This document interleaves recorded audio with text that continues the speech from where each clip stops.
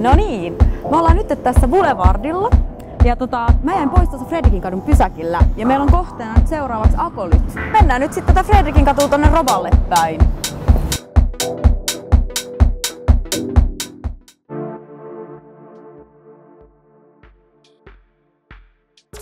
Mä olen Joonas Saari ja Akolyt on muodin verkkokauppa ja myymälä. 2014 keväällä avasin myymälän Freda 24.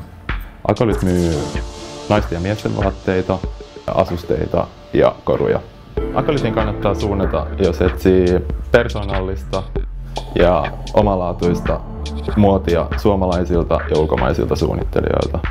Akolytin suomalaisia suunnittelijoita ovat muun muassa Daniel Palillo, Onar, Burret Tsunami, Bangnanas ja Mari-Johanna. Ulkomaisista suunnittelijoista löytyy muun muassa Marios, Koto, jotka on naisten vaatesuunnittelijoita, Common. Akolytissa on muodin lisäksi myös usein esillä näyttelyitä, taiteilijoita ja kuvittajilta, jotka ovat Helsingistä. Akolyt palvelee verkossa 24/7 ja myymälä on auki arkisin 11:7 ja lauantaisin 12:4.